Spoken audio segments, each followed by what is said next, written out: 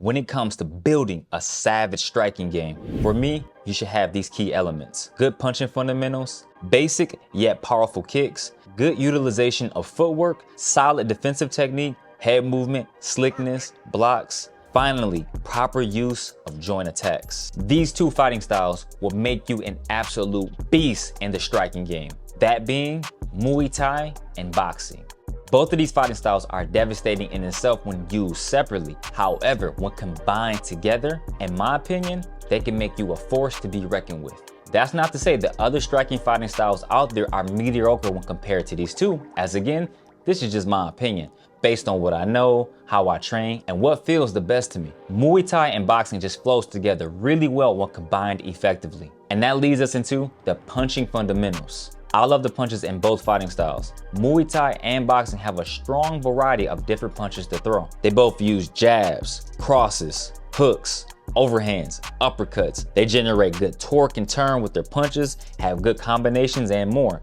Boxing does a really good job with rhythmic punches, just putting combos together and letting them fly. But that's primarily because in boxing, you only have punches. So that makes sense. Muay Thai still has rhythm. Don't get it twisted. I just prefer boxing rhythm. But you know what I really love? I love the long range punches in Muay Thai. And since I have long arms, I find that long range fighting gives me the advantage over others. Now boxing, you don't do long range punches as much because it could put you at risk against a good counter puncher and you're not able to generate as much power. That's not to say you won't do damage because you still will. Just don't expect a lot of power from your punches like the up jabs and the long lead hooks. Let me specify this. Muay Thai fighters utilize this range of fighting because of kicking distance and control. So you throw long range punches and maybe a devastating kick right after, which leads us to the powerful and dangerous kicks in Muay Thai. Muay Thai has excellent kicks, basic in nature, but when they land hard. Muay Thai roundhouse kicks will snatch your soul. Win!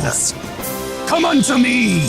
What makes the roundhouse kick so dangerous in Muay Thai is when you throw it, you start by stepping out at an angle. This will generate more momentum. You chamber the kicking leg, rapidly turn that shoulder in and that hip over and pivot that front foot for maximum power. They also tend to strike with shin versus foot, which makes a world of difference. The teeps are also good for controlling distance and even backing your opponent off of you. And the low kicks in Muay Thai are just plain old nasty. It's like drinking isopropyl alcohol. What is this alcohol? Those sweeps are also a problem too. Now, although having devastating kicks in Muay Thai makes you dangerous, guess what makes you dangerous in boxing? Is the usage of good footwork. Having good footwork is needed in all martial arts. Positioning, attacking angles. Good power is enhanced by having good footwork. And boxing just takes it to another level. The use of good angles, foot placement, positioning, just the whole nine. When you have good footwork in boxing, it's transferable to all striking-based arts. Learning to stay on your toes, move in and out, creating different angles will reel you in good success when it comes to fighting. And if you struggle with footwork,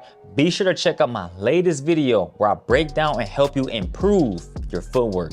Other than footwork, however, you also need solid defensive techniques. Head movement, parries, blocks, evades, all of that. Boxing and Muay Thai have similarities in their defensive tactics. Now the thing about head movement is yes, you want it, but both boxing and Muay Thai differ drastically. In Muay Thai, you want to move your head, but not as you would in boxing. Because of course, elbows, knees, kicks are there waiting for you. So instead of slipping and rolling like a boxer, you just keep your head up that center line without bending your waist so much. Just be sure in all martial arts, move the head off the center line from time to time. Again, both styles employ good defensive practices and techniques. I really love the pullback encounter in both boxing and Muay Thai. The pullback gets the head out of distance, and now you could come back with a nice strike, whether it be a punch or a kick if you're doing Muay Thai. Now, what else makes Muay Thai dangerous other than its devastating kicks? The use of elbows and knees. These two attacks are what gives Muay Thai its life, in my opinion. Let's say you're going against a practitioner who doesn't use elbows. Having use of elbows gives you the advantage in a short range fight, and you have such a variety. A downward elbow, hook elbow,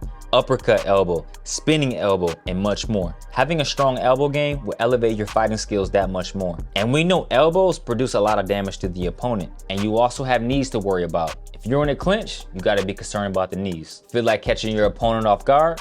Throw a flying knee at them. Knee attacks make you dangerous, and that's why Muay Thai is called the art of 8 limbs. You have such a variety. And when you combine the punching and the footwork aspects of boxing with Muay Thai, then you're on your way to becoming a dangerous fighter. Do keep this in mind. If you're eyeing both of these martial art styles to learn, I strongly suggest to study one at a time first. You want to make a strong baseline with one, and then from there, you add on the second. My suggestion is that you learn boxing first because of the punches, footwork, and of course the defense. Just make sure when you make that transition from boxing to Muay Thai, understand that kicks, elbows, and knees are gonna be a part of the game. So more than likely, you have to change up your stance a bit and employ other defensive techniques. I wanna mention one more thing, is that when you learn how to punch effectively, then learning elbows won't be so much of a problem for you. Think about it like this. Your punches are just longer extensions of your elbows. For me, that helped me learn quicker and have good power with them right away. But these two fighting styles definitely complement each other really well. And let me know in the comments if you could think of any other strike-based fighting styles that pair well with each other. If you guys enjoyed today's video, you know what to do. Smash that like button. Most importantly, make sure you are properly subscribed.